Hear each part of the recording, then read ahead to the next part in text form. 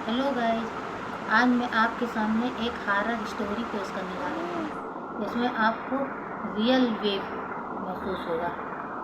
ऐसा महसूस होगा कि आपके साथ खुद ये स्टोरी हुई है। ऐसा था कि मैं अपने मायके गई और वहाँ पे हमारी दो छोटी बच्चियाँ थीं, एक 5 साल की, एक 3 साल की। मैं इन दोनों के साथ लेटी थी रात में। पापा किसी कारणवश नहीं थे, चले गए थे लखनऊ टहलने, लखनऊ चले गए थे। तो हम अकेले लेटे हुए थे। तो मैंने देखा कि उचाट पड़ा हुआ है, मुझे नींद नहीं आ रही थी। मेरे बच्चियाँ भी मुझे परेशान कर रही थी। किसी तरह उनको लोग को डांट वाट के दूध दे के सुला दिए, वो दोनों सो गई। फिर मैं थोड़ा टेंशन में थी, पेट के बल लेट के और पता नहीं क्या सोच रही थी। तो तभी मुझे हल्की झपकी आ गई।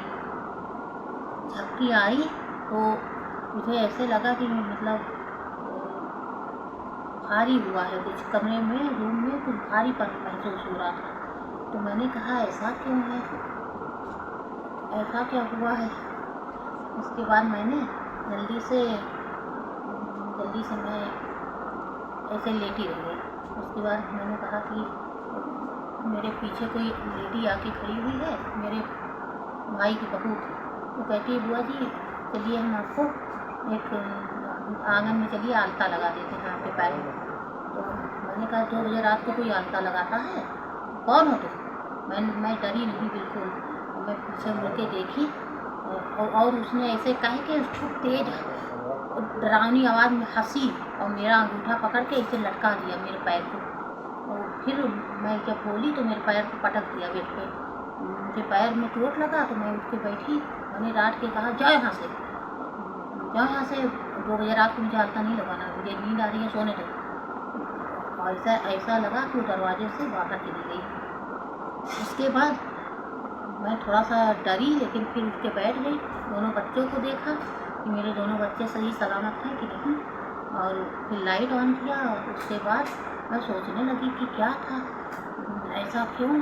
लाल लाल साड़ी में, लाल लाल चूड़ी, लाल बिंदी, लाल सिंदूर में नई नवेली दुल्हन बिल्कुल दांत दिखाती हुई इतनी भयभीत तरीके से मतलब हंस रही थी कि उसका ही चेहरा मेरे सामने आंखों के नाच रहा था, आंखों के सामने से ओझल ही हो रहा था। मैंने कहा आखिर क्या है। और उसी दिन इत्तेफाक से उसी दिन मेरे भाई की बहू सुबह 10 बजे आलता वालता लगा के अपने मायके जा चुकी थी। पहली पटौनी थी उसकी, वो अपने मायके जा चुकी थी। तो मैं याद करने लगी मेरी बहू तो जा चुकी है अपने मायके, तो आखिर 2 बजे रात को कौन आया मेरे पीछे पैर खींचने। पैर ही मेरा मतलब उठा के पटक दिया। थोड़ा मतलब डरी मैं। उसके बाद मैंने तुरंत फ़ोन लगाया अपने भतीजे के पास। तो वो उनका कारण बस स्विच ऑफ था, फ़ोन ही नहीं चार्ज था, फ़ोन नहीं उठ पाया। फिर उठी मैं, पानी पी और अपने दोनों बच्चों को जगाई और फिर छत पे चली गई। छत पे धीरे से टहलते घूमते 4 बजे, और इस तरह से मतलब वो 2-3 दिन मेरे माइंड में घूमता रहा, क्योंकि मैं अपसेट रही कि आखिर ये मेरे साथ हुआ क्या। ये रियल घटना आज तक मैं भूल नहीं पाई हूँ। इतना भयभीत करने वाला सपना था। रियल स्टोरी है ये, रियल हॉरर कहानी है। Thank you guys.